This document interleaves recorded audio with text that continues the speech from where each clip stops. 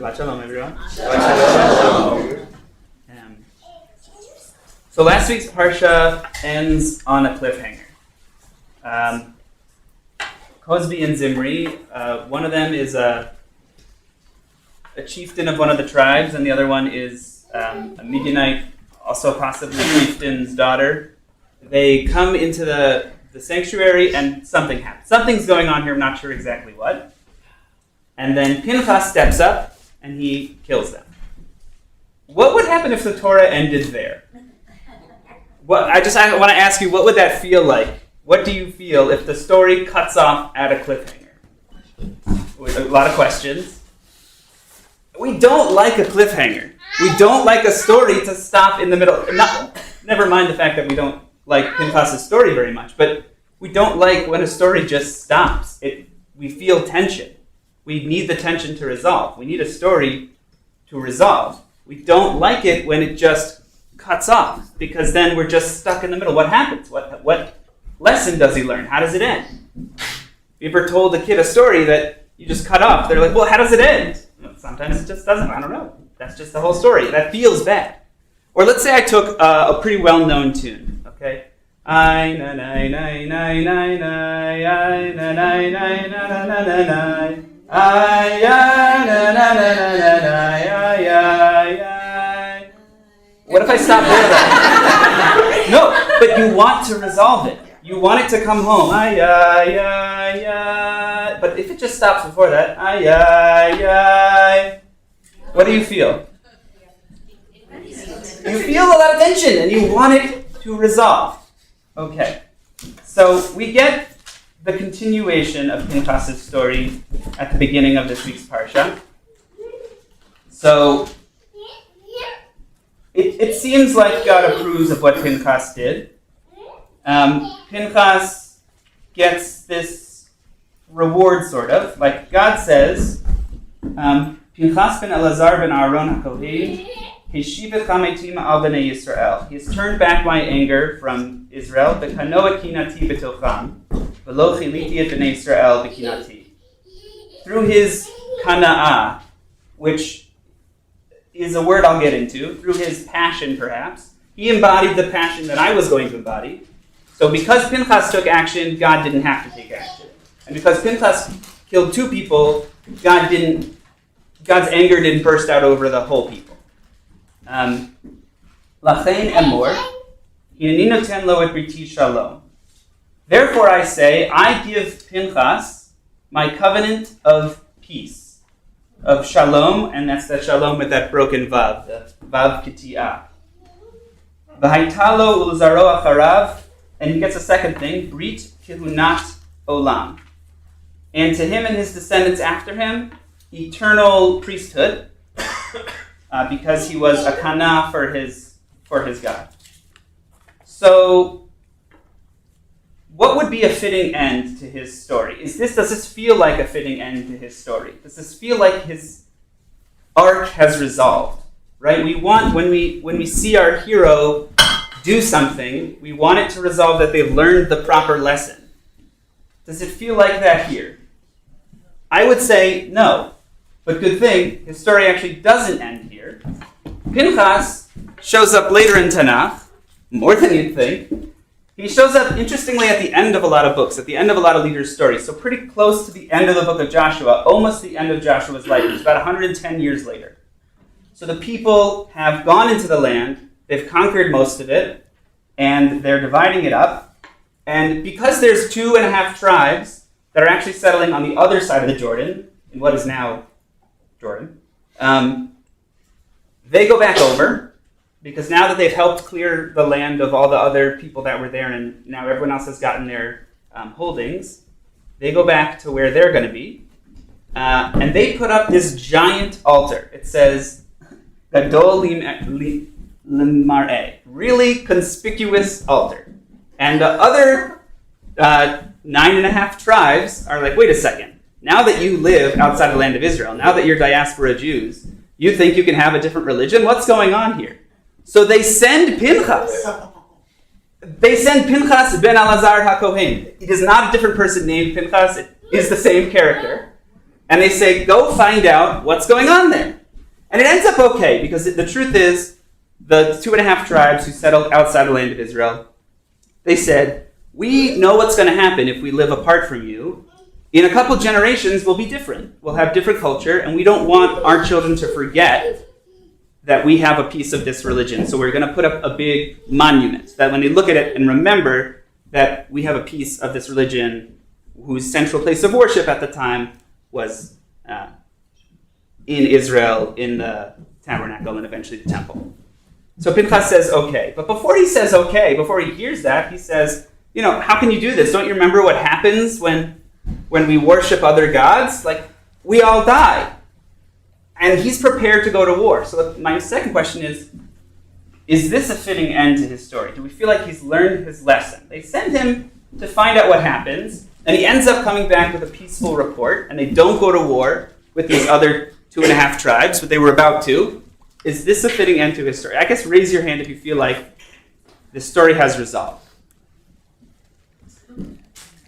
Raise your hand if you feel like there's still some tension in the story. We're not sure if he's learned his lesson yet.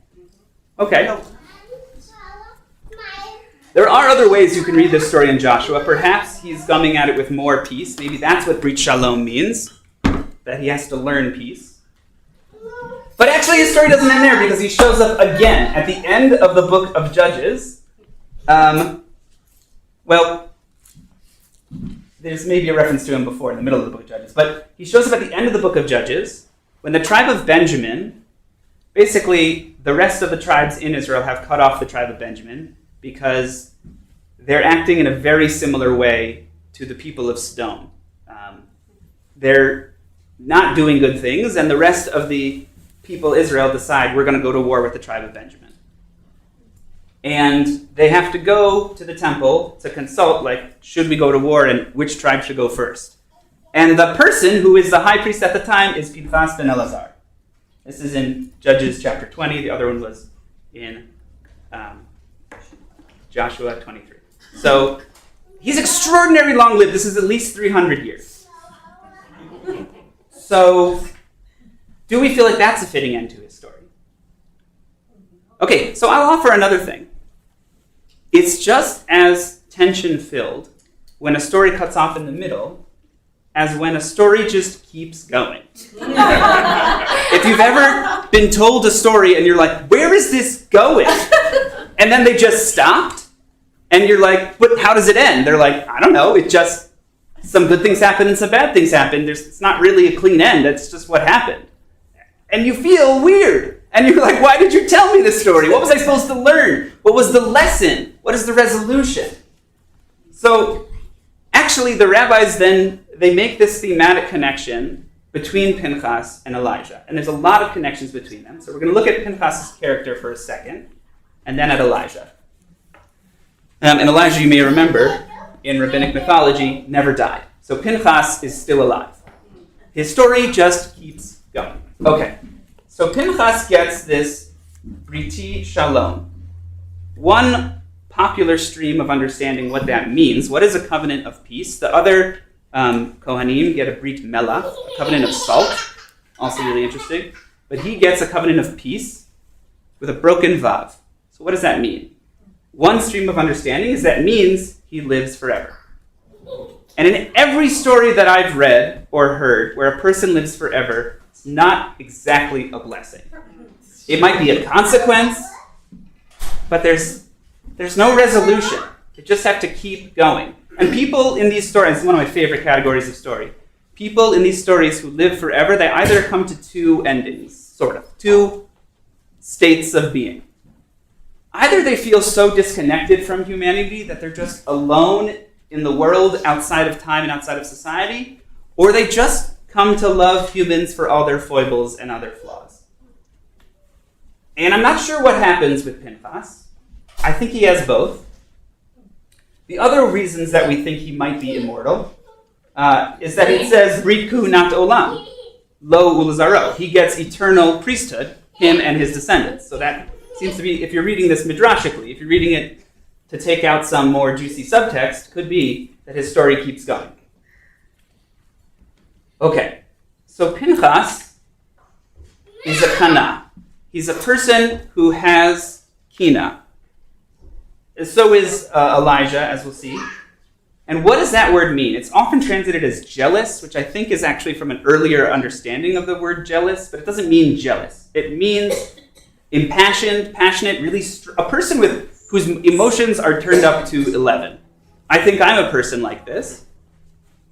I don't know if you get that sense from me. But when Pinchas sees something that he doesn't like, he feels the urge to step in and act. And a person like that, we all know them, they can't stand it when they see something. And they need to resolve it. And they're the only ones who can do it because they know what's right. And they are sometimes right in what they do. It's clear from this story, or maybe it's not clear, but it seems from this story that what Zimri and Cosby were doing was wrong. But they're right in the way that a broken clock is right. Like, sure, you stopped the thing, but you seem to have missed the larger message. And if that's the way that you approach problems, if that's the way that you approach the tension that you feel, that you need to rush in and take immediate, definitive, sometimes violent action, you're going to be wrong a lot of the time, and you're going to miss something larger about people. You're going to have a lot of misses because people are not always going to do the right thing. I have this feeling, here, I'll try to call this up in people, when someone comes up to do Hagbah, and they lift the Torah, and I see that the person doing Glila is like getting the, what's it called? The gartel ready, but they're not rolling the Torah. I want to like run up and roll the word Galila means to roll. You have to close the Torah first. When the Torah is up, or it's just like open, I feel so much tension. I want to like rush in and close the Torah for them, and then you can put the gartel on. And I know that that's the quality that I have, and it gets me in trouble sometimes because I feel like the tension that I have within me, I need to step in and resolve it because I can't sit with that. Or it's really hard for me to sit with that. And I'm the only one who can do it. I have to solve the problem immediately. And I kind of did, but then I stepped back. I'm getting better. So Elijah has a similar problem. The Haftarah that is read for this Parsha, if it's not within the 3 weeks, if it's just for Parsha Pinchas, is about Elijah. Seemingly, what's the connection? So there is a stream, a Midrashic stream, a very old Midrashic stream, that Pinchas hu Eliyahu, that Pinchas is actually Elijah. At some point, he took on another name, called himself Elijah. He was a prophet for a while. Okay, so let's look at Elijah's story. Elijah, yes, I know that I go on kind of long. That's the point. Elijah has a lot of trouble with what he thinks is wrong. When people are worshiping Baal, for instance, and he's kana lelohav, he really is very passionate and focused on worshiping only God, only Adonai. And when people are worshiping Baal, he's like, this can't stand. So he has this big showdown with the prophets of Baal. That's actually a really cool story. I like that a lot. That's in 1 Kings 18. But at the end of that story, he goes out and kills hundreds of prophets of Baal. And then he finds out that the queen, Jezebel, wants to kill him because she's a Baal worshiper. Anyway, so he runs away, and he says to God, in a scene that's kind of similar to Jonah, he says, God, take my life. What am I doing here? I thought I'm doing the right thing, and nothing I do seems to work. It's just me at this point. Nobody else serves you in the right way. I'm the only one who can do it. And so, what's the point? Just take my life. He says, everything I've done for you. Answer me that this people may know that you are God. Right? He says, Kano kineti Lashem, Elohei Tzvaot. I am moved by this, need to step in and act. Ki azvu britecha b'nei Yisrael. Everyone else has left your covenant behind. Et mizbechotecha herasu. They've torn down your altars. Ve'et nevi'echa hargu b'charev. And they've killed all the other prophets. Vivater ani levadi. It's just me. Nobody else is doing the right thing. I'm the only one who can do it. Vivakshu et nafshi lakatza. And now they want to kill me. So this is one of my favorite scenes in all of Tanakh. God sends, so this scene happens. Elijah's hiding in a cave, and an angel comes to him and gives him a meal of water and some bread. And then he eats another meal of water and bread, and then he walks 40 days to Mount Sinai. And he goes to Mount Sinai, like the scene of where big things happen. And he's a guy who likes big shows, big things. And God sends a giant fire, and it says, Lo ba'esh Adonai. And then God sends a giant earthquake, Lo barash Adonai. And the mountain shakes, and God is not there. Like that's not where God is to be found, in the giant show of power, in the giant whirlwind. And then God sends Kol Dmama Daka, a barely audible voice. God asked Eliyahu before this, he said, Ma lecha po Eliyahu? What are you here for, Elijah? And Elijah gives this answer. It's just me, nobody else is doing the right thing. And then he has this whole encounter with the fire and the earthquake and the whirlwind and then the barely audible voice. And God asked him the same question, Ma lecha po Eliyahu? What are you here for? And Elijah gives the same answer. I think he hasn't learned his lesson. His story has to keep going. So, a kana like this, a person who feels like, I must step in and act. Perhaps the only solution for him is that he just has to keep living. He just has to keep being with people.